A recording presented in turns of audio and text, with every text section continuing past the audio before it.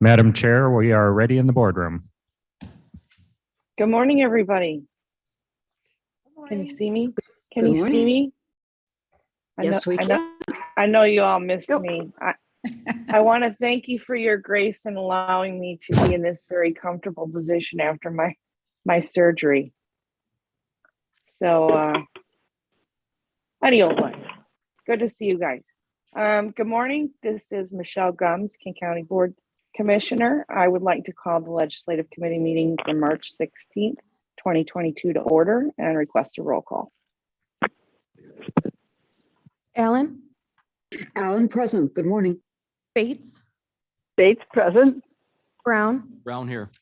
Silva, Silva is here. Wallace, Strathman, Strathman here. Gums, Comes here. and Shepro.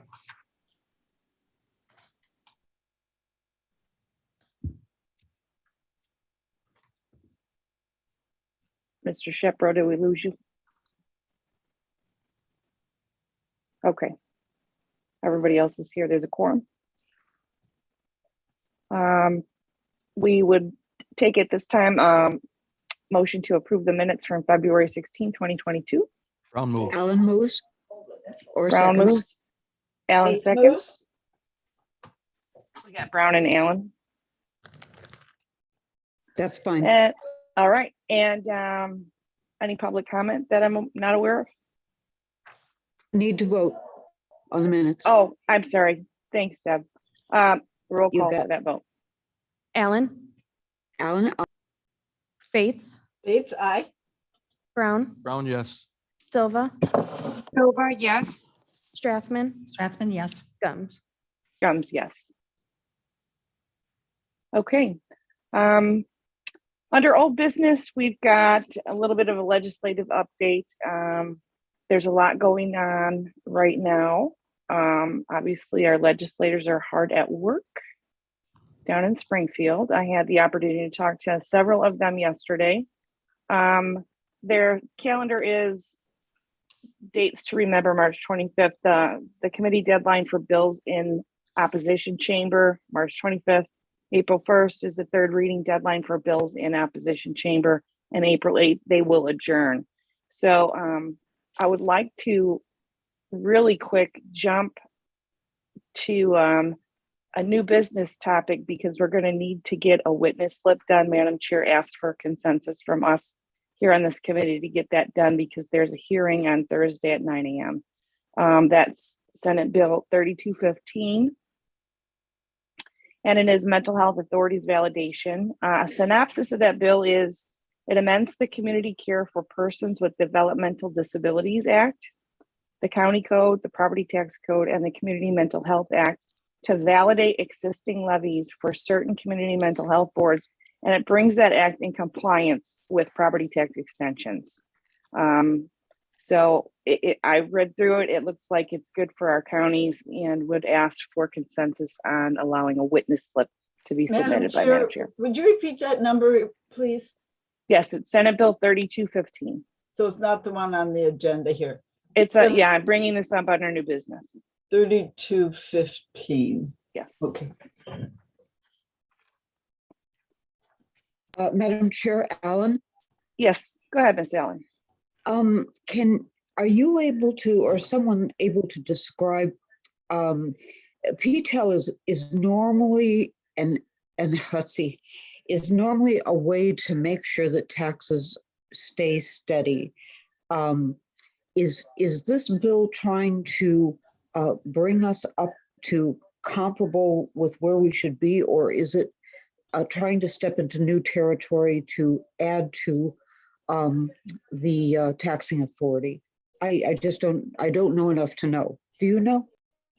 I got to be honest with you. I didn't dig too much into the details of it. It is my understanding that it brings us where we're supposed to be, and that's why it has strong support from pretty much everybody that I was able to locate.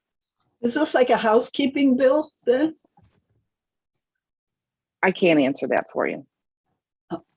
It appeared to me that way, but is Madam Chair on the line? No, she's not here. No, she's not here. May I read the synopsis, Madam Chair? Should I read Yeah, it? I just read the synopsis, but you're welcome to repeat it. I guess it went in one ear, not the other. if you don't mind. Okay, because I got the numbers confused because it wasn't on the agenda. Amends the property tax code, the Community Care for Persons with Developmental Disabilities Act, the county's code, and the Community Mental Health Act contains provisions validating certain tax levies for community mental health boards effective immediately. So it does, the synopsis doesn't really say what it does. It just says what it's going to affect. Yeah, so when I was looking at proponents of this bill, pretty much every mental health community organization is in support of it. And again, we're just going to do a synopsis or a witness slip here for it. So if you guys don't feel comfortable with that, I apologize. I don't have a lot of details on it. Do you need a motion? Well, we just need consensus for her to sign the witness slip. That was what was asked of us. I'll give my consent, my consensus. I can't consensus by myself, but Any Hi, opposition? Oh, thank you. hi, Michelle, I'm here. I'm sorry. Thank you. Madam Chair is speaking. Thank you so much. This was just caused to my attention as well. And I think the issue is just, do we support this? We know that we're looking at a sales tax referendum that could possibly do the same thing, where it would be a county-wide mental health effort. This gives people the power to levy a tax, the real estate tax, as part of this levy, and a portion of it would go to mental health. So it's not saying that we have to do it, but are we in support philosophically of it? Now, I can go ahead and sign it with just my own name, but what I'm asking for is, should I sign it as King County Board Chairman? Because that's a different approach, and I would not do that without asking you, unless I knew it was something we all supported, but this may be a little bit more controversial. Mr. Armstrong, have you commented on this at all? Have you had a chance to review it? I have not had a chance to review this. I do know that this relates to tax extensions, not assessments. So this isn't something that I would normally review it. If you'd like me to, I could, but I doubt I could review it quickly enough to do it expediently within this, by the time this meeting ended. And I know you have a deadline of tomorrow. Correct. That is correct. I think 9 o'clock is going to the hearing. Correct, 9 o'clock tomorrow morning. So you have my consensus on this. Madam Chair, Yes, this is Which Chris one? Caius from Dundee Township. Well, either one of them. You're running the meeting, Madam Gunn. go right ahead, Mr. Kine. Yes, I think maybe I can put a little light enlightenment on this. This I believe relates to both of the referendums that were passed by Elgin Township and Dundee Township that were invalidated this last year. I believe this is an attempt to correct that, to allow those to be, because those were passed by a 2/3 majority nearly, but were invalidated along the way because of the language that was included or not included, that PTL language was not included in the resolution or in the election information. So I believe this is to correct that and allow them to be validated, since they were passed by a big majority of those two townships, as well as some others that had passed in the past, have been passed by other organizations that didn't include that language, but this would allow them to be also valid, because they were actually put into effect anyway. So I don't know if I got too confusing in that or not, but I believe it directs, for us in King County, it directly relates to Dundee Township and Elgin Township's passing of the 708 board. Very good. Madam anybody- Chair, And I'm in favor of it. Very good. Ms. Bates, go ahead. Well, that was my question, are Dundee Townships asking for us to pass this then? They have not reached out to ask us to pass it, but they did pass it with a great majority. And everything that I'm reading has extreme support for this. For this bill or for their other referendum? For this bill. Okay. Madam Chair, Allen? Yes, Ms. Allen. It's just odd that we would not, what I have seen on this was a general request from AID sent to, I think, everyone that they have on a mailing list asking us to do witness slips. It just seems, I just wish that someone from Elgin had contacted me or had contacted you and said, here is the effort that we're going to put forth because we feel like the referendum was passed and yet overruled by an entity that could overrule it, and we're coming back for a second bite at the apple because the vote proved that people wanted that. It would just be helpful to have, of course we know it's needed, and that's why we're discussing it, Madam Chairman. That's why we're having serious discussions to see if we want to do this countywide. But it's just odd that, no one would call someone and say, hey, let's do this. I would, excuse me, Ms. Gums, may I speak? It's Corinne. Oh, absolutely. Yeah. Kind of just jump in. I believe that this is definitely a county-wide effort, and I do know that both the township chairs from Dundee and Elgin have come up to me independently asking if the county has any interest in doing a county-wide 708 board. And I have told them that that discussion has been had and that there's no interest in moving forward with a county-wide 708 board because the existing 708 boards are functioning very well. And we don't want to interrupt their process. This is a layer on top of all of that, different from. So this is not regionally specific. This is county-wide specific. I have not read the bill in detail yet because it's like a hurry up and make a decision to whether to support this holistically. I think it's a great idea. But even if it were to be passed, that does not mean that this board will move forward with our efforts to have it levy a tax to support mental health. That's a whole different discussion. But that levy can happen then throughout the state for all the other counties, exempt from Chicago or Cook County. I'm sorry, Cook County. Madam Chair, Brown with a question. Yeah, Mr. Brown, go right ahead. Thank you. Maybe not a question, but a comment. I don't really understand what we're talking about here today. This is certainly something that just came up at this meeting. And I've heard a lot of I believes and I think, and I make it a practice that when I vote on something, even if it's a consensus vote, that I understand what I'm voting on. So at this point, I mean, I would not feel comfortable supporting a witness slip or whatever it is that we're talking about doing here, because I'm not sure what it is we're talking about doing here and why. What my question was, I'm going to go ahead and sign it as my own name. I will not use my title as King County Board Chairman. I will just do it personally to support this. The question was, do I have consensus from this committee to use the title? Because the titles mean something different. That means I'm representing an entity. Right. And Not just again, myself. Brown speaking again, and I understand that. Don't get me wrong. I certainly support anything we can do for mental health, anything we can do. But again, I'm just not sure what it is that we're saying it's okay for you to go ahead and sign as county board chairman with our approval. I'm not Sure. comfortable I with appreciate that.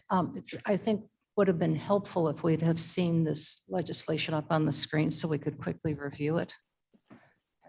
If Blair, you can do that if you have the capacity to do this. Somebody would have to guide me on. And Madam Chairman, can I butt in again? This is Alan. Yes, Ms. Allen, go right ahead. I just wanted to mention that when Barb Jeffers was our public health director, she worked some of her time on trying to see if the county would want to do a countywide 708 board. And for this reason, someone would call and they would be, basically the 708 boards are in the southern half of the county so far. Someone would call who was outside of that area and was also outside of St. Charles's area, because St. Charles, the city, has its own 708 board. And what do you do when that happens? Now, fortunately, the 708 board people are connected to each other enough that they say, oh, there is a vendor here, and why don't you give them a call and see if they can take care of what you need? So there is interconnectivity, but Barb saw a countywide 708 board as something that would, pick up all of the places that were not included.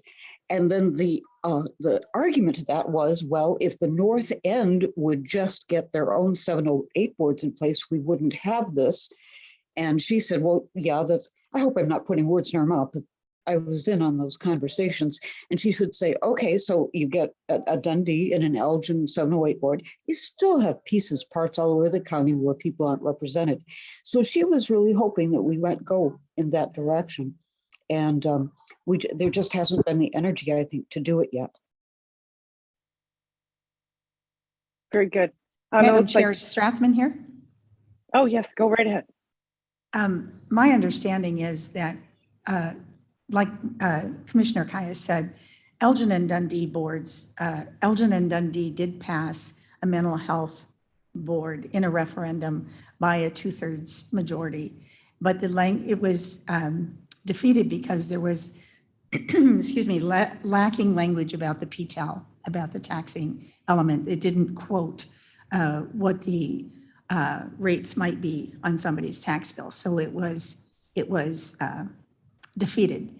They are, Elgin, and I know Dundee is also planning on putting it on the referendum in June in the primary election to do this again. My understanding of this bill is to attempt to bring back the language about the PTEL in the bill in the referendum that passed. And so that we can, it's like Mavis said, it is a housekeeping thing, trying to bring back the PTEL. That's my understanding of it. It's bringing back the PTEL language? No, bringing back, no, For Dundee. to bring back the board to Elgin and Dundee, that they passed by 2/3 majority, that it got voted down because of the lack of language in the referendum about the PTEL. But So is this bill just about Dundee? No, This is for, no. All of Illinois, right? Madam Chair, yes, Mr. Mr. Kaya. Kais. just Caius again, I apologize. I probably confused things more than I should have. I don't normally speak to this. Mr. Paul Setz, who's the chair of the 708 board in Dundee Township, is still a valid, there is still a valid board. It was voted for. It is in effect. What this bill would do, and I have signed the witness slip in favor of this myself, is to create language that is statewide, but it was created mainly because the two, both Elgin and Dundee had passed 708 boards with a resounding majority. They were invalidated by our clerk's office because the language wasn't in there. This would change that language so that these then would be effective. Both of those boards would, or the Elgin, or the Dundee Township 708 board, because that's the one I can speak to since I'm in Dundee, would then be in effect and would be provided with the funding. By default, it affects all others that have been passed without the PTEL language that were 708 boards. But this is specifically generated for that 708 board in Dundee. So this corrects that mishap on their referendum. That's correct. Okay. It is and then as Ms. Allen had said, they were talking about doing another referendum, but this would then circumvent that, or the state would then have corrected it so they would not have to rerun their referendum. Okay. It would then be valid. So it is And- housekeeping. And Chris, in your understanding, it's both Elgin and Dundee? Or any county or any township that passed a referendum that then later failed by virtue of not having proper language? I can't speak specifically to Elgin's because I think that the Elgin trustees canceled it completely, but they voted it out afterwards. But I know for a fact that the Dundee Township, it is still a valid board and it's still there. They just don't have any money to operate with, and this corrects that because it was voted for. Madam Chair, Brown with a question. Mr. Brown, go ahead. Thank you. It sounds to me like what Mr. Caius is saying is this bill would circumvent the guidelines that the clerk's office is charged with following to determine whether or not the language that is written for a referendum is correct. And I'm not sure that's something we should participate in. A mistake was made, but there's reasons why the clerk's office and there's reasons why bills have been written to define the way referendums need to read.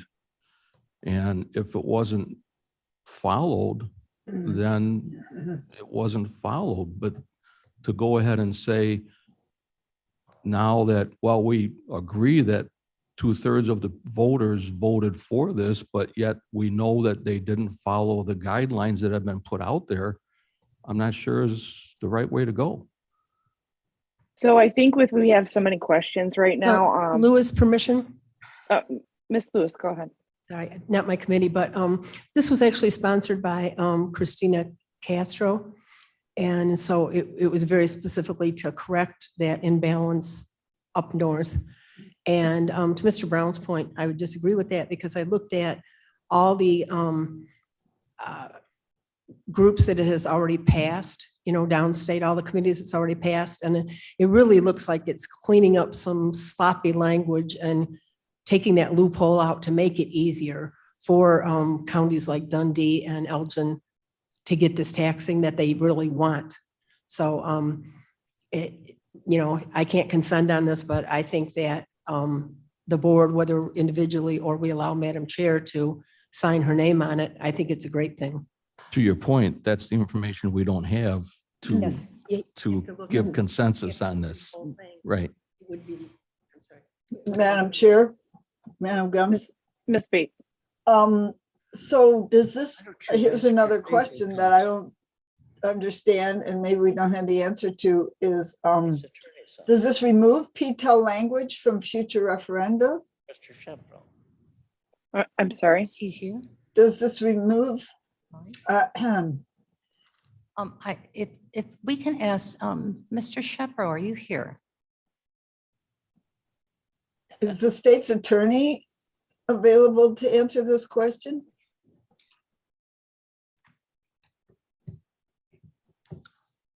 Can we- I don't see any of them on there. So, Madam Chair Perot, Yes. just can you speak on this? Oh, may I talk or do you want me to? Yes, stop? yes, no, yes, absolutely, go. I appreciate what Mr. Brown had to say, and I thought all of a sudden I sat up a little straighter. I went, should we review this before we make the decision? But then reading it again, I think this is incredibly specific just to this and not to the general discovery of all PTEL law and any other application that may be there, because it says specifically for, where did I read this? To clean up the validation, the Community Mental Health Act, section of the county code. And I think we should take a look at what that is. And I will do so before I sign it to make sure that it's completely clear for that county code, as well as Personal Developmental Disabilities Act. So if it is just to clarify that, that impact is going to be felt throughout Illinois. If there was any other referendum that got passed that may have gotten booted because that was inadvertently not included, the cost of what is $100,000 home, you'd pay so much more money. because that was the one sentence that was left out. Right. We'll be doing something very similar to that. Next week, we'll show you what that looks like for a referendum that we're considering. Okay. So, Madam Gums? yes, uh, go right ahead. I agree with what Madam Perot just said. Ms. And- Strathman speaking. Yes, thank you, Strathman speaking. And this is not a county tax. This is a increase in the township taxes. So this is not asking the county for any increased tax or a tax extension or anything. It's on the local townships. Yeah, this will solve a local problem, but it does not solve a countywide problem. Correct. Countywide problem still very much exists. Madam Gums Brown, Mr. Brown, go right ahead. good discussion. I'll concur. Very good. So unless we have opposition, I would go ahead and consent to a witness slip signed by the chair, Ms. Perot, on behalf of the county's legislative committee. Thank you. All right, excellent. Sorry, wrong button. I apologize for bringing that forward, but I know it's very time sensitive, so they can get to work on that quickly. So I'm going to move along. Madam Chair? Oh, just yeah. one final, I'm sorry, just one really quick thing there. I would No, encourage go. everyone, whether they're on the committee or not, to personally sign a witness slip as well. Yes. Excellent, excellent point. Thank you for reminding me. Yes. All right. All right, we're going to move along because we got some pretty important folks that are wanting to talk here, and I'm grateful for them. So we went through that. Now, next we're going to talk about, it was brought up in judicial and public safety last month as it pertains to legislative actions for our 911 telecommunicating operators and how they are classified federally, and some ways that the states throughout the country are trying to navigate getting them classified as first responders. I have Ms. Guthrie on the phone or on here somewhere, but I've also invited a gentleman. His name is Mark Reddish. He is the senior counsel. Mark, I think you're there. Before I get there, I just want to make sure you're online with us. Yep, I'm here. Good morning. Oh, excellent, Mark. So Mark is senior counsel and manager of government relations for APCO International, and they are like the experts when it comes to telecommunication issues and 911 issues. And he's just going to give us a little talk about what's been going on and maybe introduce himself and tell us a little bit about this issue. He's going to talk more on the federal level because he doesn't handle state issues. So, but we'd like to hear from Mark. Welcome, Mark, and the show is yours. Thank you very much for that welcome and for allowing me to join you this morning. So I'm Mark Reddish, originally from Momence, Illinois, Key County, and I work for APCO.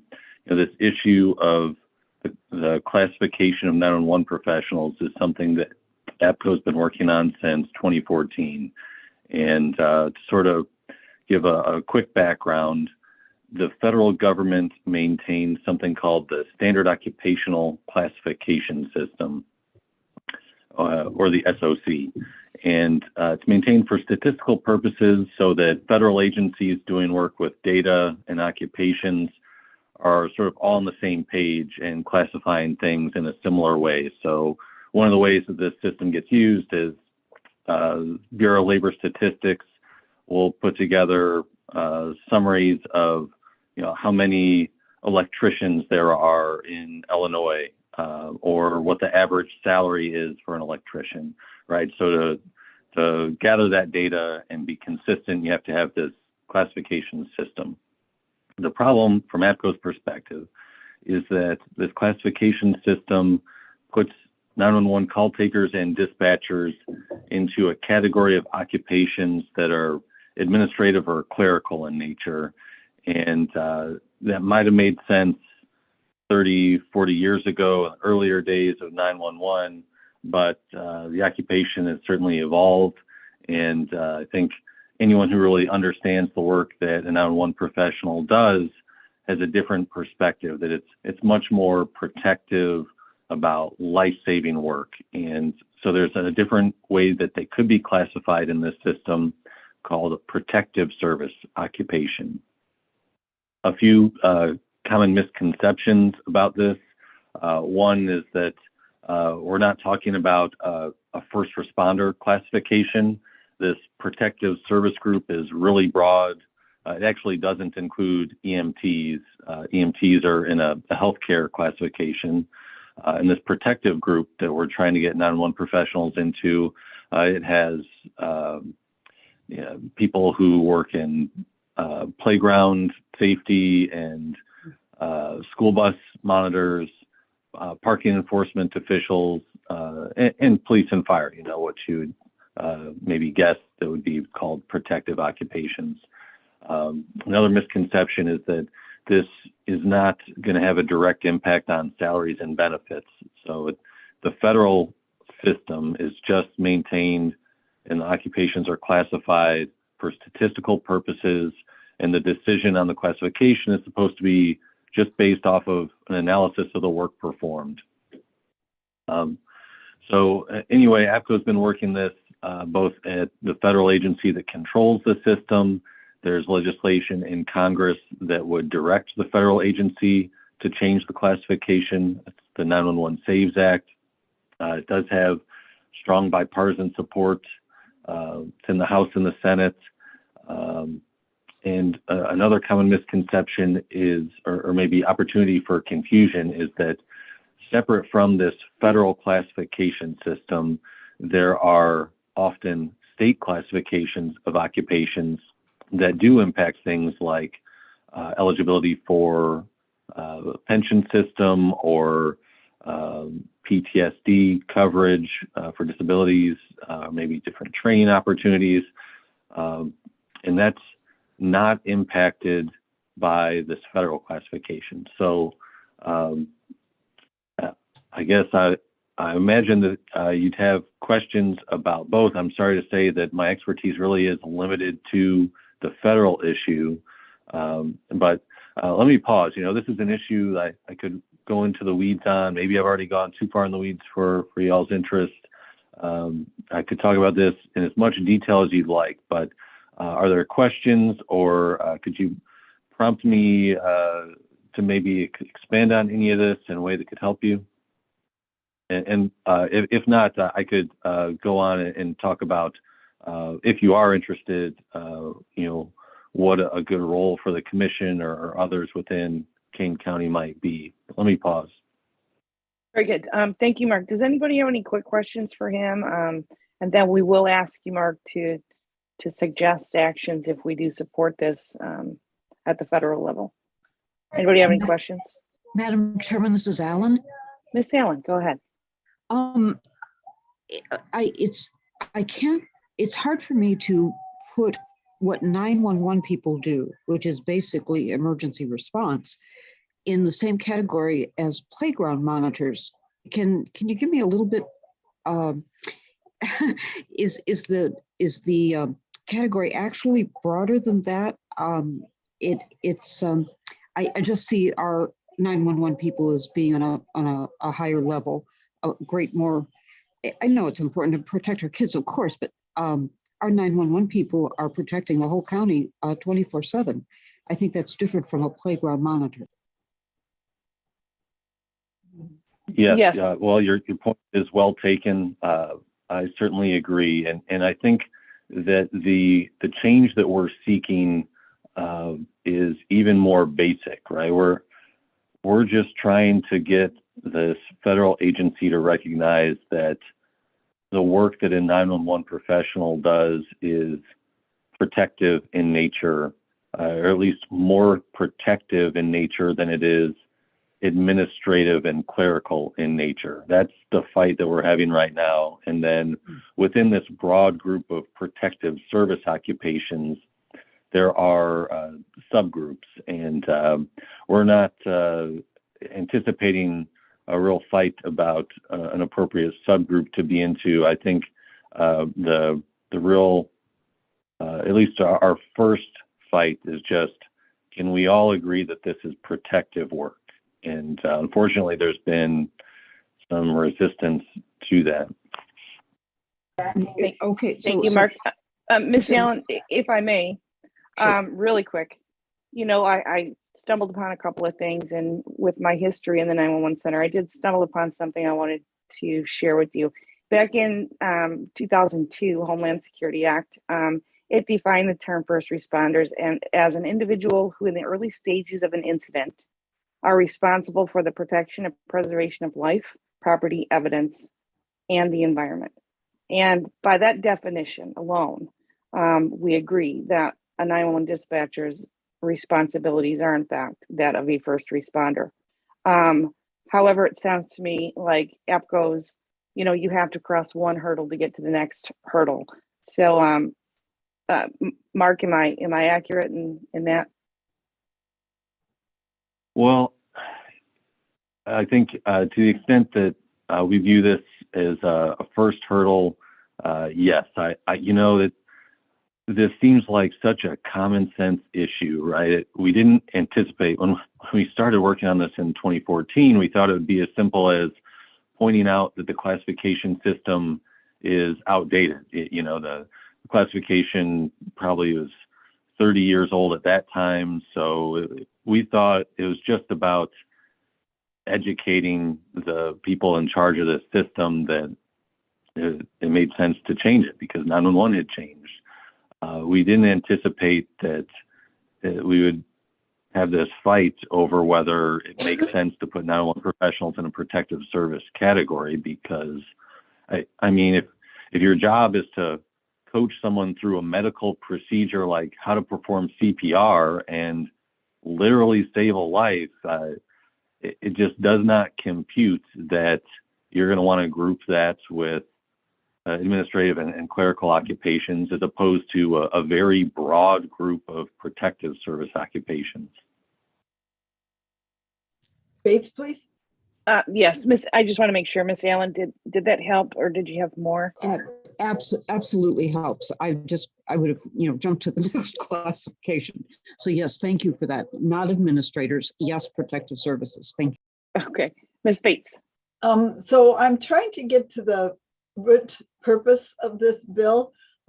So if it is not going to affect salaries, will it possibly affect salaries down the line? Is this the first step in, I mean, everybody wants respect and recognition, which we all deserve. Is there another, is it going to affect salaries down the line? Is this a professional bump? Something like that. Well, what's the ultimate purpose?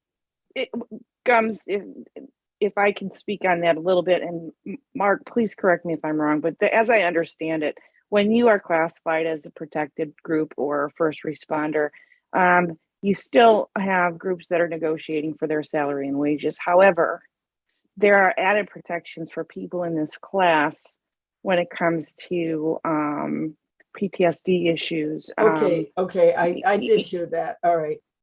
You know, well, so I might be should off base. clarify that. Go ahead. Yeah, I Yes. should clarify that. When I mentioned PTSD issues and salaries and benefits, I was speaking to what I've seen at state level classifications that are separate from this federal classification. So to change the federal classification, or the primary reason for APCO in fixing the federal classification is just about appropriate recognition of the protective, life-saving nature of this work. Now, we have heard from people who are interested in this in the 911 community that if this statistical classification is corrected, perhaps then at the state or local level, it would make it easier for them to argue for changing salaries and benefits. But from a legal perspective, they are disconnected. There's no direct impact from the federal classification to the state and local changes. Okay, is this a state or a federal bill we're talking about today? Well, today we're talking with Mr. Reddish on a more broader history lesson. We will be talking a little bit about what our legislators are doing here in Aurora or in Illinois. Okay, thank you. Does anybody else have any questions for Mr. Reddish?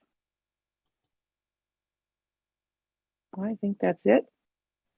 Okay, Mr. Reddish. If you don't mind, could Yep. I just ask one more minute of your time with an ask? Is Absolutely. that okay? All Okay, fair. thank you. Mhm.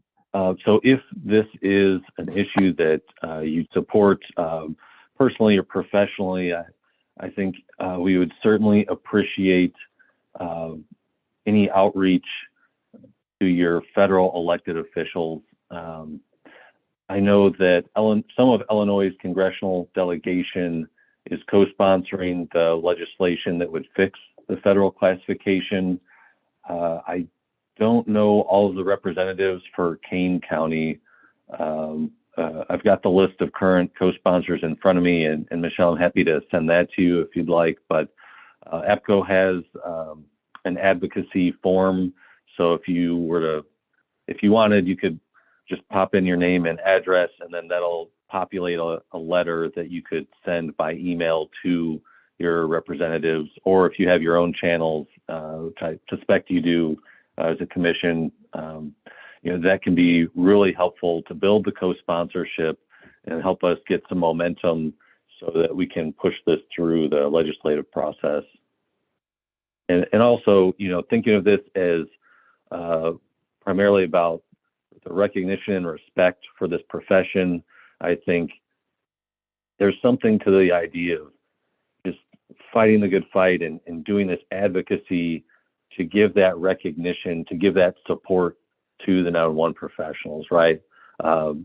Short of passing the law, I think there's value in that outreach and support from individual members of Congress and other leadership at the state and local level. So anyway, I appreciate you letting me make that point, and I'd be happy to provide additional information and help however I can if you're interested in this issue further. I greatly appreciate it, and I do have your information, and we've got connected finally. Remember my statement yesterday.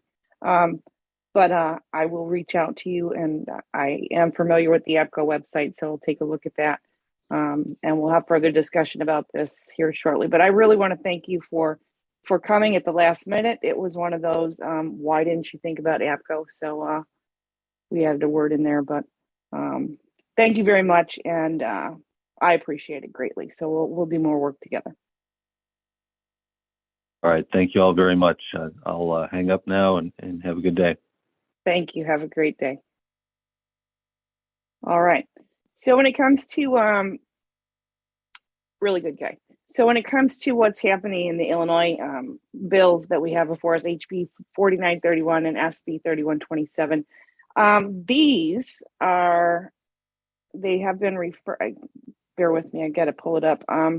They're currently,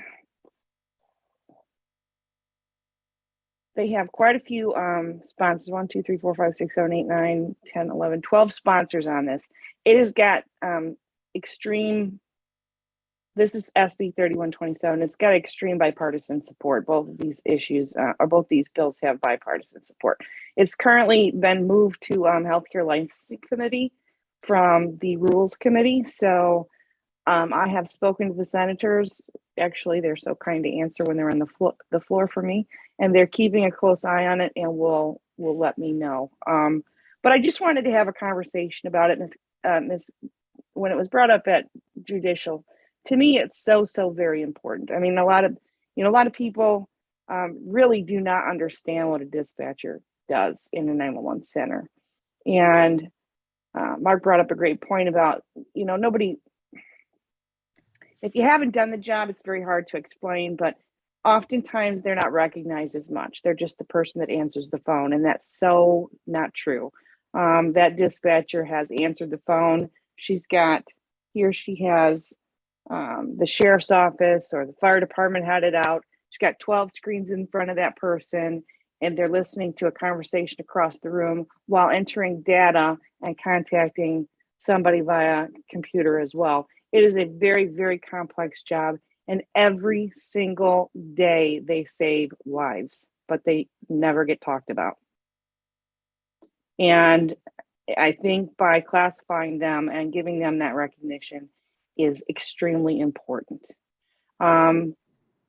So I guess going forward, I mean, we can have further discussion on this, but I just wanted to bring it up because it was so important. I don't know if Ms. Guthrie's in the room or online, if she has anything to add. Yes, good morning. Hi, Michelle. Thank you so much. I am here in the room. Thank you guys all so much for the support for our team and the recognition. I echo everything that Mr. Reddish said, everything that Ms. Gums said. You know, I refer to our team as the first responder. Not only are we there for our callers, performing CPR, coaxing them through a choking baby, a drowning incident, you know, very traumatic incidents and anything from helping deliver a baby, you know, something that's good news too. But we are also the lifeline for our police and fire responders. You know, our dispatchers dispatch police to the traffic stop. They check on their status in the first 4 minutes of the call. They check on them again 20 minutes in and they make sure they're safe. And when they're not safe, we're the ones who get them help. Same thing with a firefighter running into a burning building. So just something as what seems simple of a change of classification would mean the world, because we are often behind the scenes and the unseen first responders. So thank you so much for the board to recognize our team and even talk about this legislation today. Sorry, I'm muted. Thank you very much. I appreciate you being here. And, you know, it's funny. We had a little sign when I was a dispatcher in the room, and and I don't know if I remember it correctly, but it says that, you know, if you don't know where you are, this is referring to officers, firefighters, our first responders out on the field. It says if you don't know where you are and God doesn't know where you are, you better hope that your dispatcher knows where you are and you're on good terms with God. Because we, you know, we always want to make sure that, and that hung in the room for so long at the exit door, and we have to make sure that our folks get home every single night. So does anybody have any comments, Madam questions, Gums, accolades? may we have should we have a motion to approve this or support it, or? Well, I would ask for that. Yes, I think it is too late to do witness slips because they're having a hearing this morning at 10:30, so half an hour ago. But I believe it's got good momentum. But I don't know that. Sure, let's do that. I mean, if I think if we still have the ability, I'll go in and quickly, you know, add my name anyways. Or if you guys want to do consensus to support this. I'd like to move that the Legislative Committee of King County supports this bill. Alan second. All right, anybody opposed to this? Madam Chair Oh, Brown with a comment. Yes, Mr. Brown. Thank you. I certainly support this. I'm in consensus with this as well. But I just wanted to make a comment, as I did at the Judicial and Public Safety meeting. You know, 911 dispatchers are certainly first responders. And it's the second week in April that there's going to be, It is. It's April 10th through the 16th. It's always the second full week in April. That's National Telecommunicator Week. Yeah. And thank you. And I mentioned at the public safety meeting that perhaps at the county board meeting, Madam Chair, that we could give special recognition to the dispatchers and read the resolution and thank them for doing the job that they do. Thank you. I look forward to seeing that resolution. Be happy to announce it and sign it. Thank you. Thank you very much. And as always, just a quick comment, anybody is welcome for a tour. Just contact me and you're welcome to come to the center, newly remodeled. We'll show you what we do, meet our team. You're more than welcome anytime. Very good. That's excellent. And I encourage everybody who doesn't have an understanding of what 911 does. There's something almost poetic about watching. It's kind of maybe a little morbid, but when the chaos starts and you watch the teamwork, it's almost poetic to see how magical it is and how they pull together, and it's seamless. And but yet they're really the nucleus of every single emergent situation that we handled, you know, in this county. So props to you all. Thank you. Chairman Gums, Alan again. Yes, Miss Allen. I just wanted to comment that if you've watched Miss Guthrie's department at all, you can see that they are almost always looking for additional people as people retire or leave these jobs because they're so stressful. And you have to go through an enormous number of applicants to find the few who can actually do the job. I think that there's, I would, it's so exciting. I would love to sign up. I would love to do this. And it's months and months of training, and you have to be psychologically able to handle it. So very few people, Madam Chairman Gums, very few people actually get to do this job. And we need to recognize that it's a very elite stratum of people. Thank you. I couldn't agree with you more. There's a special place, and not everybody can do it. You know, many times over the years, police officers and firefighters would come down and they say, I could never do your job. They're right, they couldn't. So, but we love them nonetheless. So, but anyways, I'm gonna contact you to bring treats during Telecommunicators Week. Thank you so much. So- And one more quick comment. I just want to highlight KingCom is one of 5 911 centers in King County. So there's KingCom. We also have Tricom Central Dispatch, Quadcom Dispatch, Elgin Dispatch, which is within their police department, and Aurora Dispatch within their police department. So we work with a great team here in the county. We all work collaboratively together. Interoperability is so important. Good communication among the centers is so important. It is very important. I spent many phone calls on the line with King County. So I always say I was the nice one. I'm just saying, Michelle will get that. Michelle will get that. Anyways, if we don't have anything else, any more comments about that, we're going to move along. Thank you, Ms. Guthrie. I appreciate you being here, and tell everybody Thank I you. said hi. I will. Thank you so much. All right. Okay, we're going to move along with a discussion on our new business in reference to railroad mergers. I'm going to kind of turn that over to my co-chair, Ms. Strathman, I think, to speak a little bit on that, because it's an issue that was kind of on my mind and we want to have a conversation over it. Thank you, Ms. Gums. Last year, Canadian Pacific Railway announced that they plan to acquire Kansas City Southern Rail Line. And in order to do it, when they do this, it will make a line directly from Canada through the US and to Mexico. Excuse me, this has to be approved by the Surface Transportation Board. And if it is approved, it will create the only single line railway connecting Canada, United States, and Mexico. However, leaders in Bartlett, Bensonville, Elgin, Itasca, Hanover Park, Roselle, Wooddale, and Schaumburg say the merger would really have a negative impact on life in our communities. They have formed a coalition, and the coalition is called Coalition to Stop Cpkc, which is Canadian Pacific Kansas City. They've also created a website, which, excuse me, I would encourage you to go to check out, and it is www.stopcpkc.com. This has the potential to really impact our daily lives in this area. And as I represent Elgin, I spoke to Elgin City Manager yesterday, and some of the information that they are proposing with this merger, that the rail lines are proposing, is they would increase their freight train business in the Chicago area. And Chicago is number 2 in the nation for rail lines. And they would go through all these cities with these freight trains that would be up, 2 miles long, which is incredibly long. Downtown Elgin has 4 railroad crossings within 1 mile. So you can see the entire downtown area would be not accessible because of the freight trains.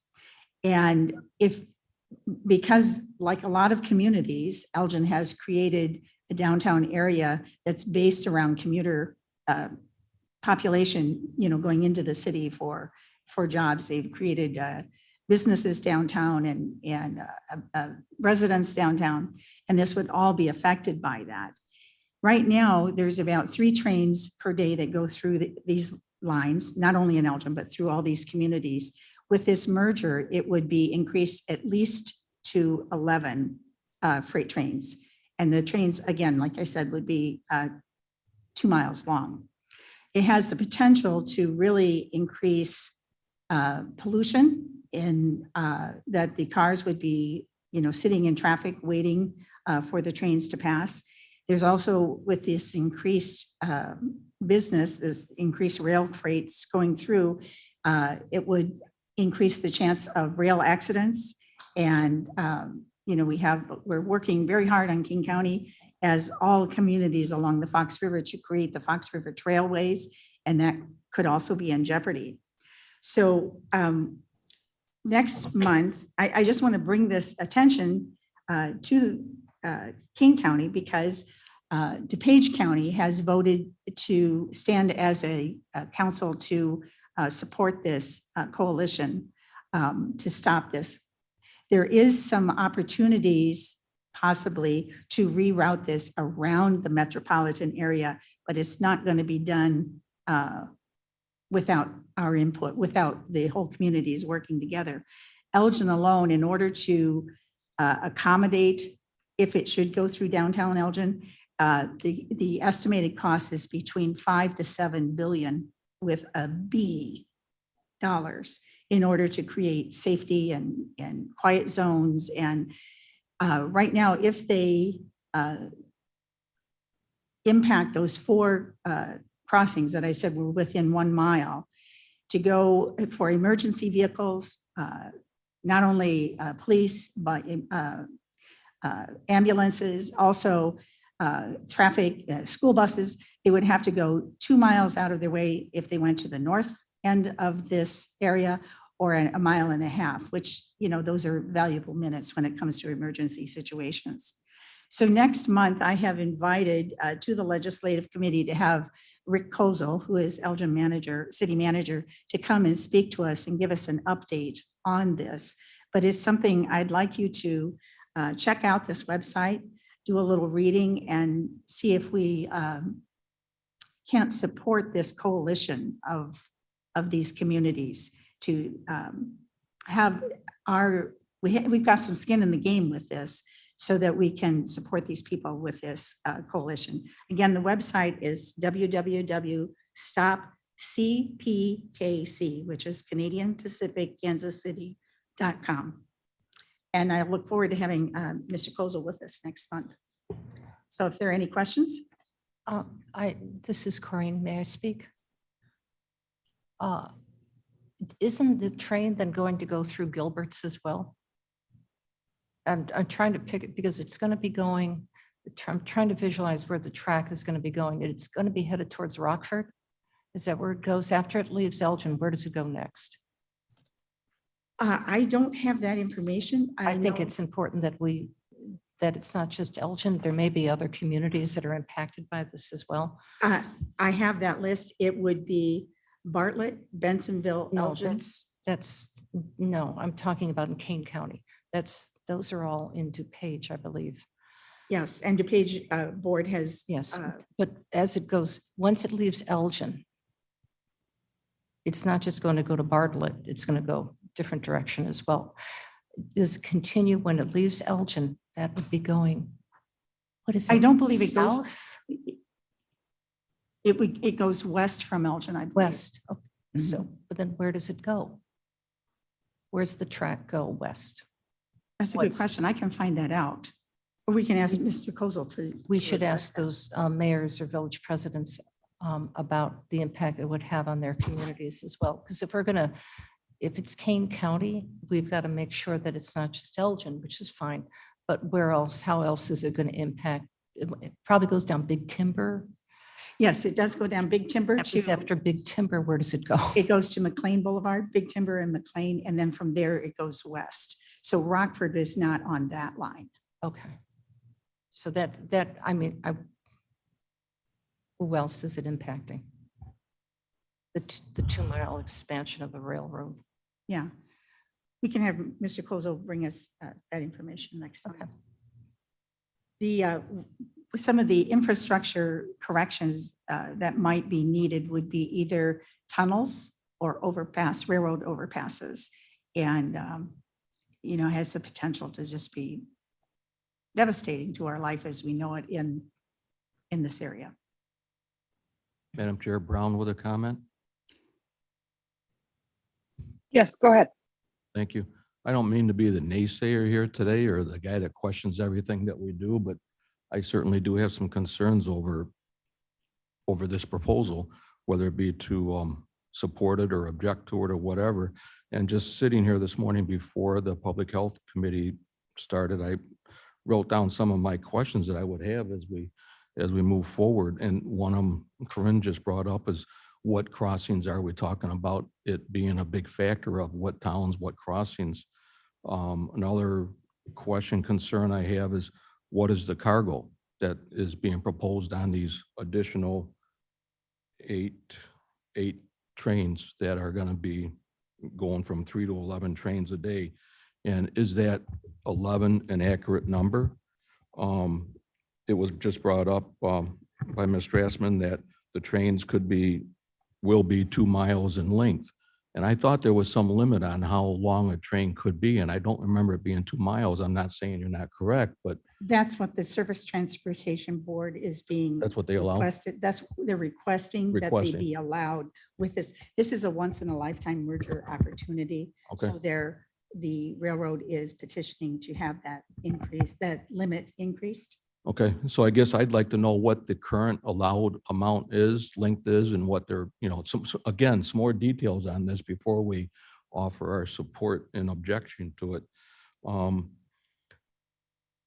So as back to the cargo, are they proposing hauling any hazardous material on there, oil, coal, so on and so forth? Or is this going to be more of a merchandise type transportation train where we see these? I'm looking out the window right now and I see on the track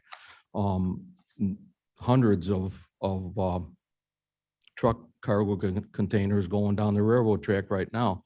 So if that's what we're talking about, I think that's different than talking about some hazardous material.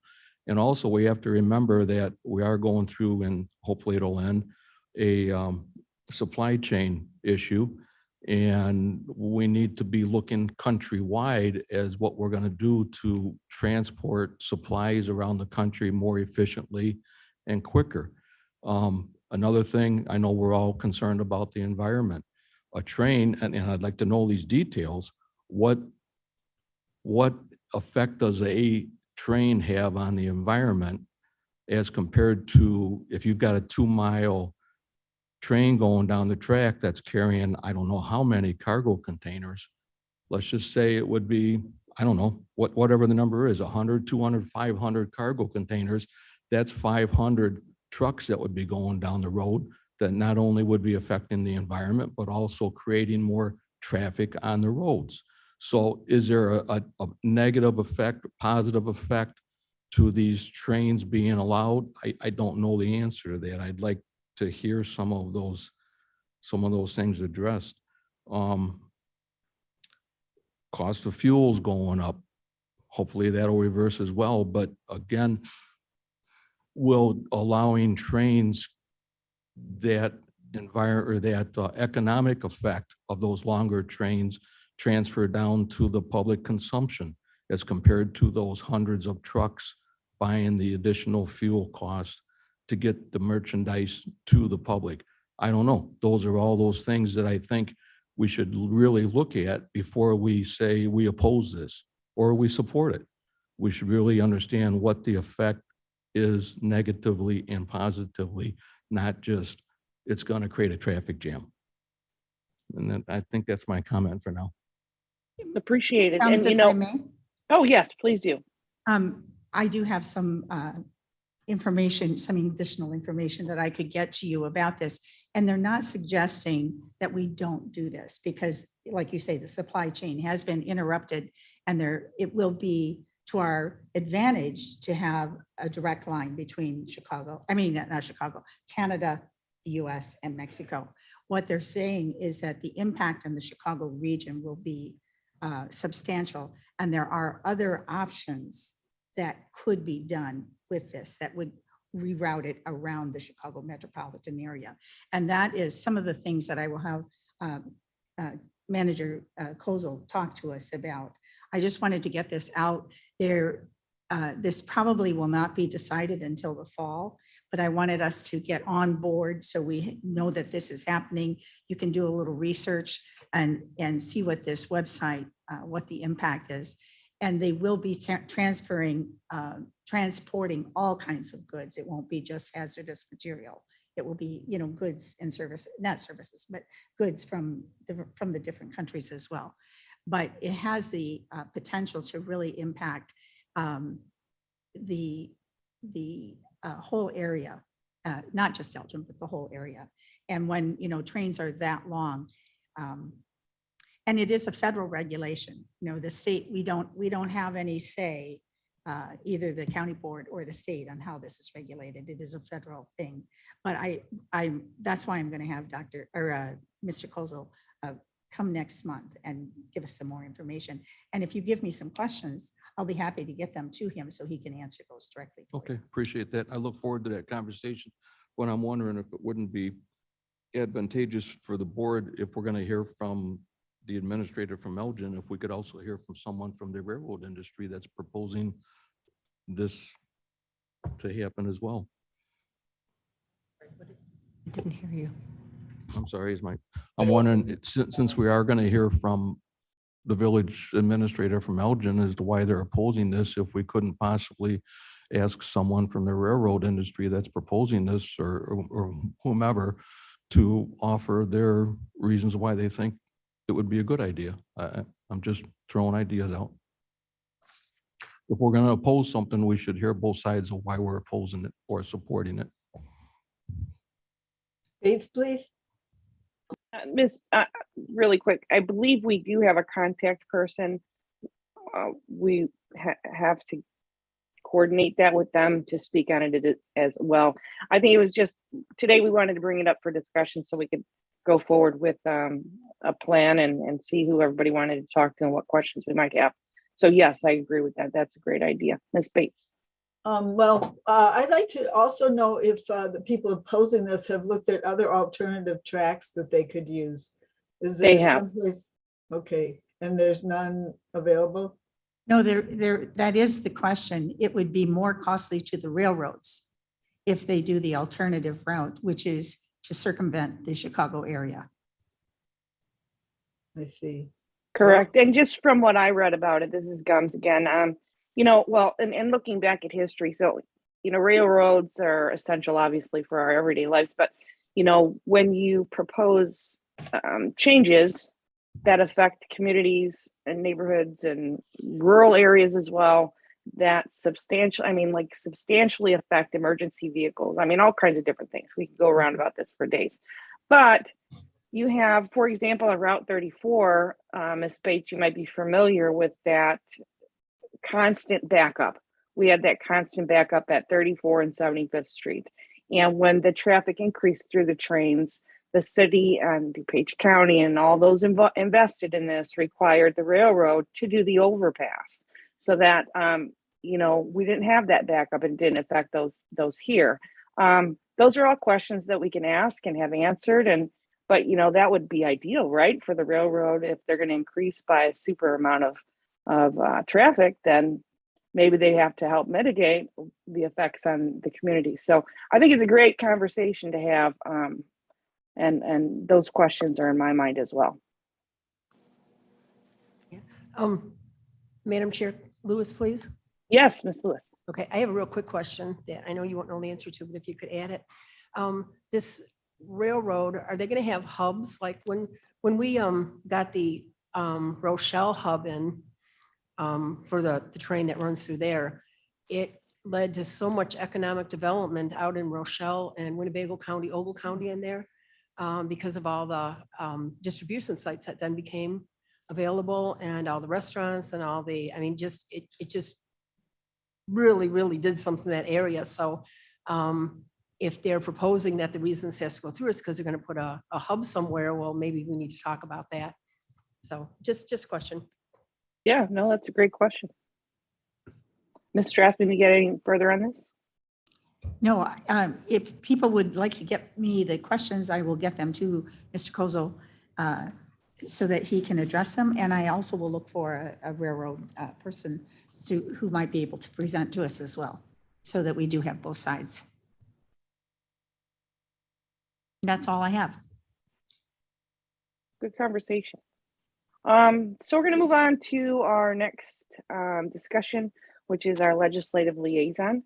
We've got Mark Armstrong here. We've got Brian Pollock to give us a little history lesson and give some maybe direction. We've had this discussion in other committees, but I would like to start with Mark, if you're on the line. Can you just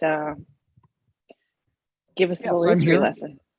Yeah, you want go for it. Well, I've been here in Kane County for 16 years as supervisor of assessments, finishing up my 4th term. And since that time, there's been a variety of approaches that have been made to addressing legislative issues.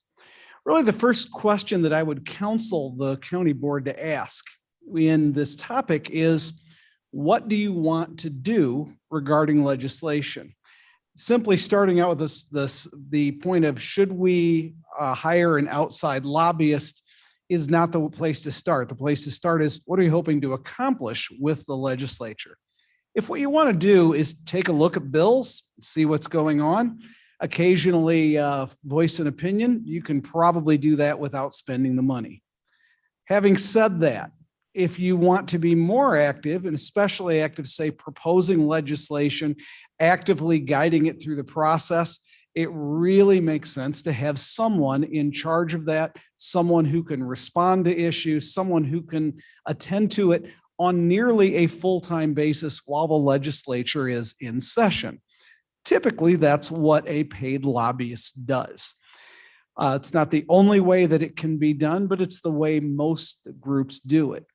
Then there's something that's a little bit in between, and that can be done with a lot of people who spend a lot of time to do it. The real problem, though, in my observation, is not necessarily the lobbyists so much as the way the decision-making and the meeting schedule is set up. I'll look at only last month's legislative committee agenda for an example. There was a bill on there opposing or supporting it. It was supporting a bill that would oppose the use of something called dicambra, and that's an agricultural chemical. I see Mike Kenyon is still in the back of the room smiling. And Mike, I got to admit, I don't know anything about the bill or the chemical itself, except I noted the Farm Bureau had a position on the legislation. Now, there was a resolution there that was on the agenda, and it was going to support this bill. And it really doesn't matter what the bill was, because this is just an example of the way timing works. So to get that on the agenda, it needs to be on your agenda about a week ahead of time. And that's a normal process. It helps you comply with the Open Meetings Act. It also helps deal with the administrative task of building an agenda, which is really quite a substantial one. The work that goes on behind the scenes is tremendous. It's been made easier by the use of Minute Track, but it's by no means easy just to coordinate all that. Then after that, it would go to the executive committee, which would be at the beginning of the next month, and then to the full county board, at which point something is transmitted to the legislature that the Kane County Board officially opposes this or supports this legislation, which opposes this practice. The real problem with that is by the time the legislative committee met last month, it was already too late. I have too late in the fact that the bill was already dead and probably will not be revived this year. And that's generally just the way bills happen in Springfield. The scheduling is not such that this process is going to ever be very effective with communicating what this county board wants to take place in Springfield.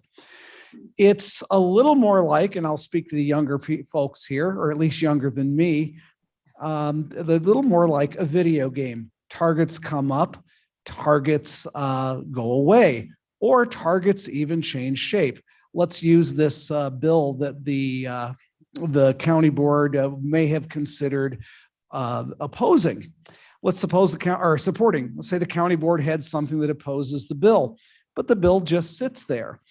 Now, at some point, that bill may become something else. It may have been used as a shell bill. Now, I don't want to go into what shell bills or vehicle bills or anything else use. And this could become either through the various processes, but a bill with the exact same number could become something very different, something the county board wouldn't want to have. Yet there's a resolution on the table saying, hey, the county board supports this. So the other problem with this is things can happen later that may make it look like the county board supports something that it really doesn't. Tasking someone with the job of representing the county to the General Assembly would circumvent that. Now, that doesn't have to be a lobbyist. It could be someone designated by the county board. You certainly have the authority to do that. But you would also need to have the confidence that that person is going to make the right decisions, because those decisions will usually have to be made without coming back to you. Let me give you an example. For 10 years, from 2011 through 2020, I chaired the Legislative and Policy Committee for the County Assessment Officers Association of Illinois. During that time, I drafted more than 10 bills. I say more than 10 bills because some became things later with the same drafting that have become law in Illinois. Excuse me. And so in doing so, one of the things that I became was well known to some of the folks in Springfield, generally not legislators, but staffers. I may have become well known to legislators, but it was always staffers who called me. And they would call and ask, what is your opinion? What is your association's opinion on this? This would be county assessment officers statewide. Now, we had a committee that I could take that back to, and we didn't have an Open Meetings Act that we had to follow, so we could generally convene a group relatively fast, usually by telephone within a day, and come up with a decision. The trouble was, we didn't always have a day. It was routine during session to have somebody call and say, Mark, this amendment is being proposed. It's going to be heard in committee in about 20 minutes. What's your association's opinion on this? And it's either, I don't know, or I was tasked with giving the answer. Now, in that case, my association had the confidence in me that I would provide that answer to them and we could move on from there. If it was something that we supported, great. Why you support it, we'll add you to the list. For instance, on the bill we were discussing about the mental health referendum, when I looked it up and I was getting the text, making sure it's pulled up on screen, I happened to notice the witness slips pulled up. We had 309 in favor and 1 opposed as of the current time that we looked at that. Now, something in favor is usually doesn't require anything else. Opposing it, though, is a bigger task. Why do you oppose it? And what's even more important, what changes might get you to move to neutral or to support? Because that's something they're going to want to know as well. So whoever you put in this position has to be adept enough with the issues to be able to respond to that. Say why, what is the specific concern you have? And what might get you to those concerns to be allayed? Because sometimes the text that's in the bill that you're concerned about isn't really a main part of it, but it's a side product of drafting that somebody didn't know about. Because sometimes bills come up and they're written in such a way that you look at it and you think, I don't know how we'd implement this bill. We had a bill proposed in 2010. Said if there are more than 40% of a home sales in a certain jurisdiction are foreclosures, the supervisor of assessments shall put a special multiplier on that area. That was the whole text of the bill. And I'm looking at this and I'm thinking, to do what? What would the multiplier be? I don't know what you're looking at here. Plus, it would still mean the Department of Revenue would have to equalize it and essentially undo anything that you'd have done. So the bill wasn't really thought out that well. And And once or twice, you might run into of the 6,000 bills that get filed here, you might find one or two that wasn't completely thought out before the text got through the Legislative Reference Bureau. But you need to say somebody why we can't do this. Sometimes it's as simple of, I can't figure out how to actually implement this. Sometimes it's because the bill that you think would lower taxes actually raises them. And I've had more than one of those. So that gives me some of the idea of the problem that you're trying to solve and some of the ways to solve it. Whether as far as lobbyists itself, my association has always used a lobbyist, mainly because we wanted somebody who was watching, especially when those moments come and new bills come into committee or amendments come into committee at a last minute. Those are the people who generally had their ears to the ground who would find that out. We found that valuable. Whether you find that valuable or not really depends on what you're trying to do. I think I've probably said enough for my introduction, and I'd be happy to answer any questions anyone has about my experiences. Thank you very much for that. Does anybody have any questions for Mark or comments? Madam Chair, it's Alan. Ms. Allen, go right ahead. Could Mark hang around? Mark, are you willing to hang around so we can hear from Brian too, and then ask questions of both of you? I would be happy to do whatever is the committee's pleasure. Thanks so much. You.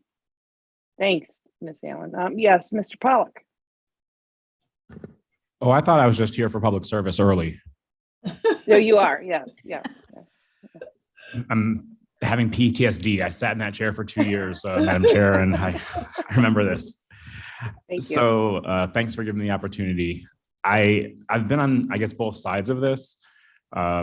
As chair of legislative, at that point, the county board granted our committee, I guess, some broad authority to act on our legislative agenda. And as Mr. Armstrong mentioned, it's not easy. It's not fun to put those things together. We took time, well ahead of the beginning of session. We talked to all the departments, same thing you guys do. I mean, we put together an agenda, and we had a few items we wanted that we were going to be working offensively on. And then we had some principles that we knew we might have to play defense on. So the idea was do what you have to do to get that stuff done. And, when things come up, report to the committee, bring it to us. We'll do some resolutions for broad ideas, but we'll endorse the agenda, go. Because as Mr. Armstrong said, things change. So the first year, we pushed for the judicial facilities fee. I drafted that bill. You guys just used it last year when you built the new courtroom.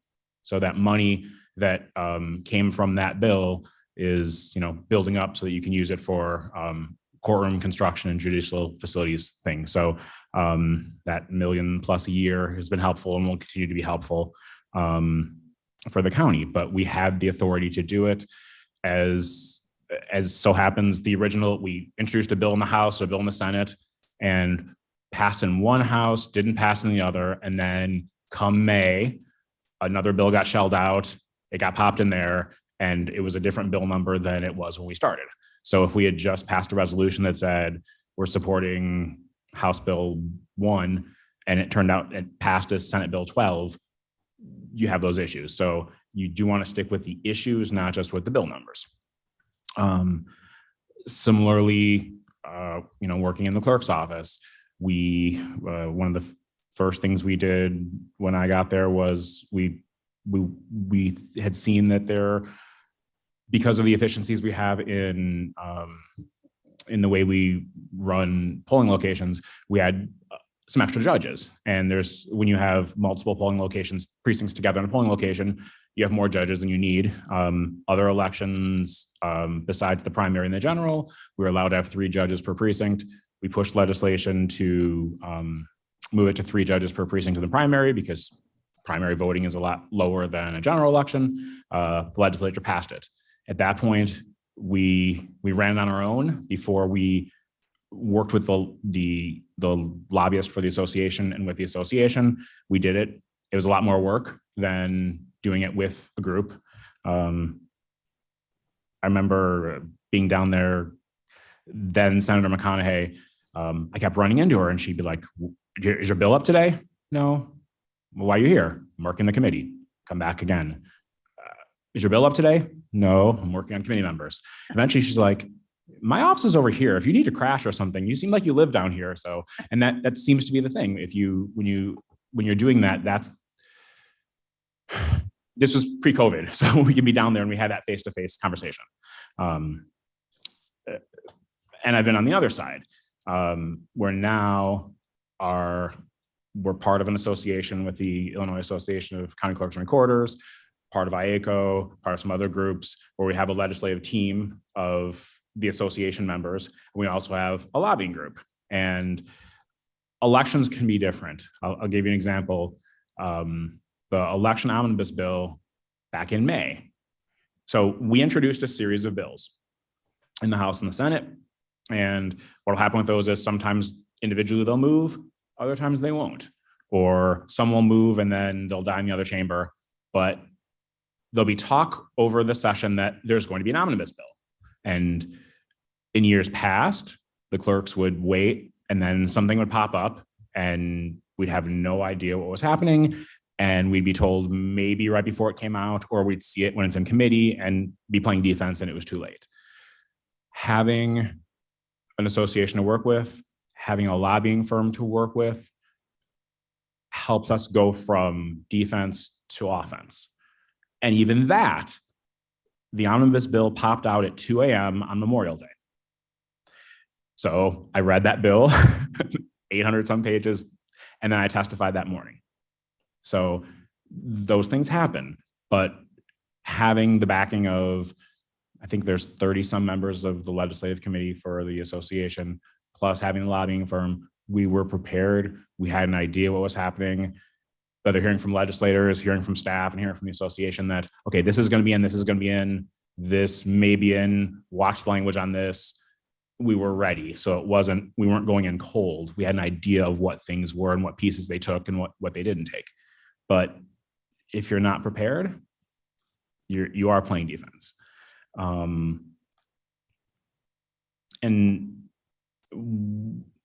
the associations, the firm that the association hired, one of the things that has been beneficial, it's not a solo firm.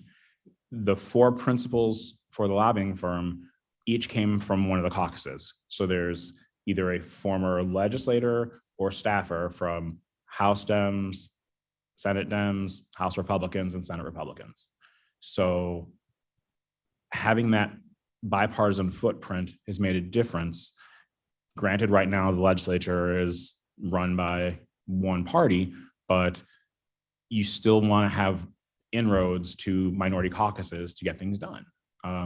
Especially for us, because things in the clerk's office there's not a partisan way to handle vital records or run an election or whatever. It shouldn't be. And so it makes a difference. And in the future, things may flip. So it's nice to have the access to those caucuses and to set up those meetings and to get the input from the legislators as they're introducing a bill, or they'll ask us, well, how do you feel about this? Rather than it's out, put up a slip. And so having done both, I can give experience on both. Ultimately, it's the call of the board to make the decision, but I can certainly talk about anything because I know this meeting's gone long. So any questions you have, I'll be glad to answer. Mr. Pollock. So I guess there's some discussion, I guess, that we have to have. What is our purpose? What do we want to do? So I'm going to open it up to anybody with questions on the direction, and if we think the direction is going in the right direction, or if there's changes, or let's just have a discussion on it quickly. Madam Gumpf? Go right ahead, Ms. Bates. Well, I would always rather be on the offense than the defense.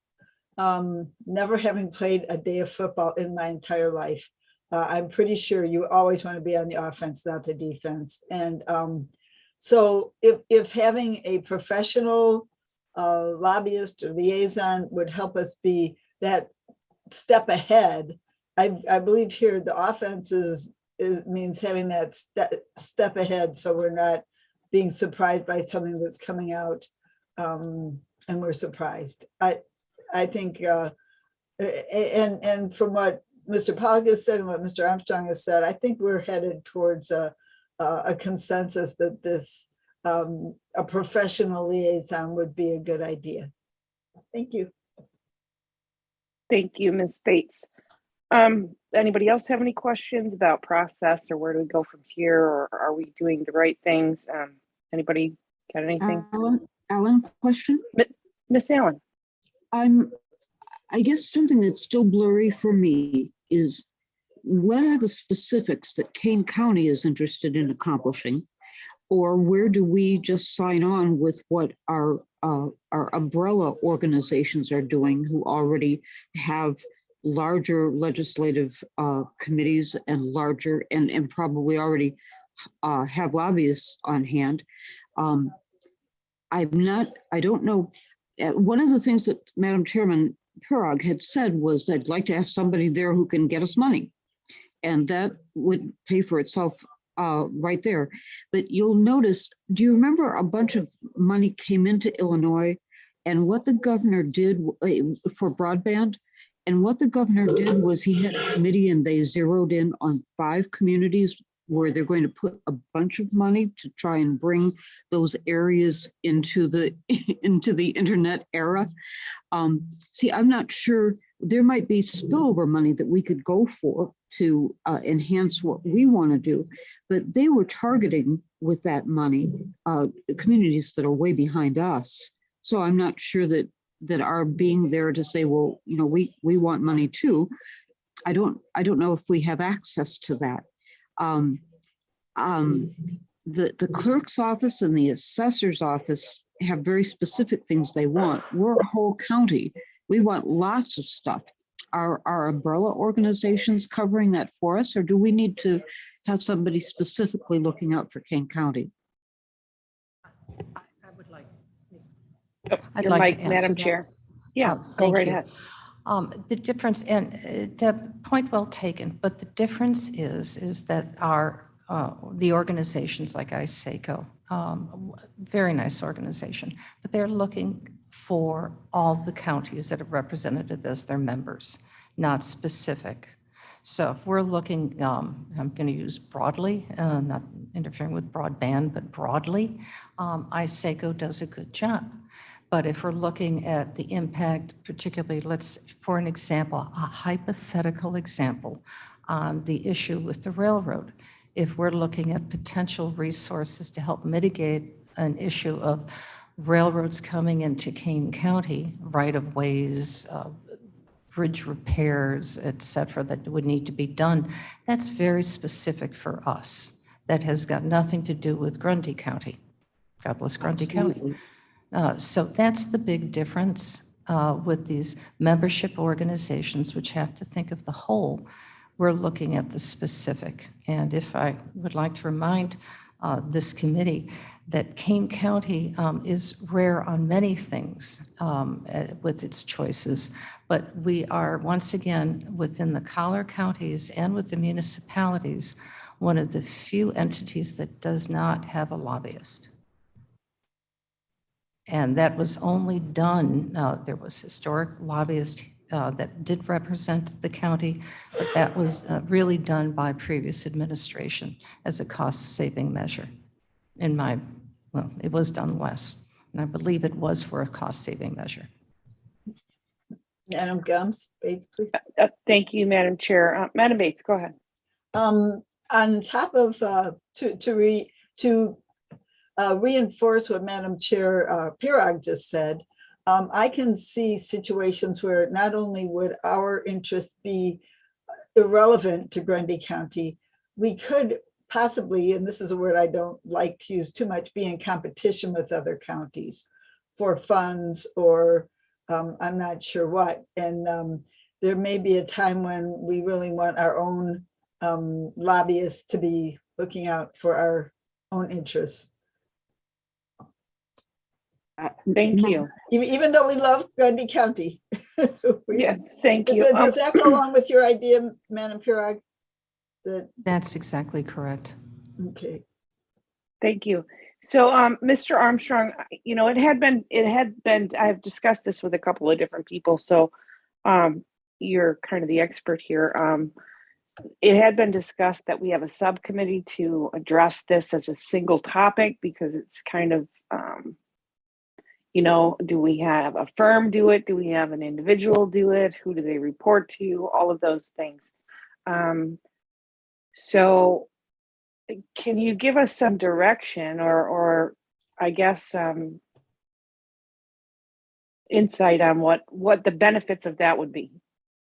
You mean the benefits of having a subgroup to actually respond to everything, or a subgroup to decide whether to hire a lobbyist? I guess I'm not clear what you're asking. The latter. I think it's the latter. So I don't know that that's going to be any different than having the group investigate and come back. You probably need a little more information than you have here today. One way to research this would be to look and see what other counties are doing, what entities have that. For instance, some large counties will have lobbyists representing different groups. Cook County would be a good example of that. I know the Cook County assessor has his own lobbyist.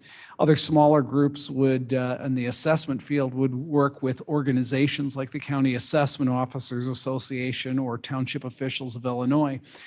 But other counties in Illinois will do that. I think that can be looked up on the Secretary of State's website. And seeing what their experience is might be one way to take a look at it. The other way is to try to figure out where exactly we would come in at. One of the things I know when lobbyists will file who they're going to, you have to say who you're going to lobby. It might not just be the General Assembly, but it might be different state agencies. The reference was made to getting funding to certain things. That's one of the things some lobbying entities will do is lobby other agencies, say the Department of Transportation of the state of Illinois, for lobbying for that group. So that might be part of that as well. And then perhaps at some, if you decide to go in that direction, actually asking for an RFP for lobbying services and see who you think would be good. But the idea that was said earlier that you could go with another group, but your goals may not be the same as theirs, is absolutely correct. And this is something I see in my own association. Large counties will have different needs and different problems than small counties do. On an organization like my own, or ISACO, or the County Board Members Association, they'll all have their needs, but they are generally distributed by geography, not by population. And maybe that's a good thing, so they aren't dominated by the northeastern part of the state. But at the same time, that means the individual counties in here that have different needs may want to go in a little bit different direction, even if their participation remains with those groups. Does that make sense? yes, it makes sense. I just wondered if anybody else on the committee has some more feelings or input on this, as far as the direction that it's been going, or where we need to go, because I know I've talked to several of you and there's some confusion on the process. I'm confused about the process, to be honest with you. So, Ms. Gumbs, it's Corinne. yes, go right ahead. At our last discussion at the county board, it was decided that the next step after having this conversation would be developing an RFP, request for proposal, or request for information. And that would be done collaboratively, being able to put that together. So unless I'm directed otherwise by this committee that you'd like to develop a subcommittee for further research on this, I believe the next step is developing that RFP. Okay. Does anybody else have any comments about, I believe one of the conversations I had was there was some confusion as to who that, when we get to the point of determining who we're going to have, if we decide to do that, who they report to, and who's going to have the authority to make these decisions. So I think this is an appropriate time to have that conversation collectively as a committee. I would like the input of the committee on that topic. Anyone? Madam Chair? Ms. Bates, please. Ms. Bates? Yes. I have the feeling that the authority and the reporting should be to this committee, since we are charged with setting the priorities, the legislative priorities. I believe there was some discussion of having that person report to exec or even to Madam Chairman Pirog. I would like that reporting to at least start with our committee so that we can, since that's the charter of the legislative committee. Madam Chair Brown, with a comment. Yes, thank you, Ms. Bates. Mr. Brown, go ahead. I think we just heard testimony from both the speakers, Mr. Powlick and Mr. Armstrong, that things happen very fast in Springfield. And if you're going to be effective in making decisions and having input in what legislation is pending, it has to be made sometimes at 2 o'clock in the morning. So I don't think there's time to contact the entire committee and convene, and even if you try to do it by phone for items like that, for times like that. So I think if we're going to move forward, you would have no choice but to designate a person to be that person, as Mr. Armstrong is for his organization, or was. So right or wrong, and Madam Chair, you may or may not be here 3 years from now, but I think that position, that title is the person that should hold that responsibility. I would agree. If I might offer, this is Mark Armstrong, if I might offer a practical observation, there is that if the lobbyist were to report to a committee, and by report here, I don't mean giving a report on a monthly basis, but getting specific direction that lobbyists cannot speak unless authorized to specifically by the committee. That means every single decision is going to require an open meeting. That means it has to be posted a certain time ahead of time. It has to be discussed in the committee itself, and it would be subject to all of the notice requirements and so on. So just know that's what you'd be signing up for.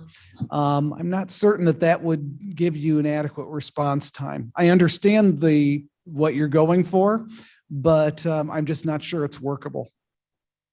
I understand. I hear what you're saying. Yeah. Madam Chairman, Allen, Yes, Ms. Allen, go right ahead. would it make sense for us as a committee to come up with what Mr. Armstrong started with? He said, what do you want to accomplish?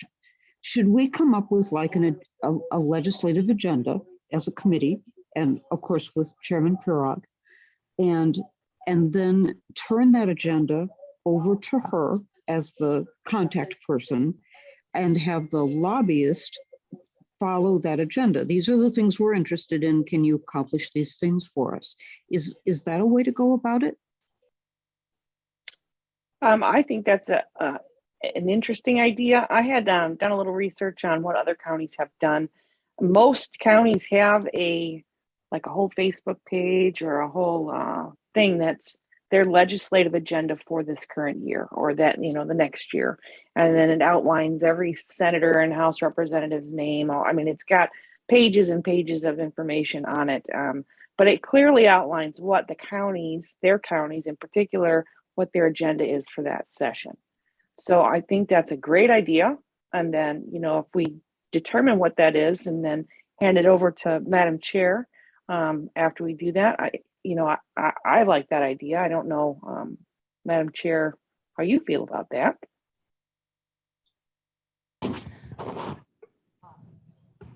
I believe that the full engagement of this committee, the entire board, is important to the process.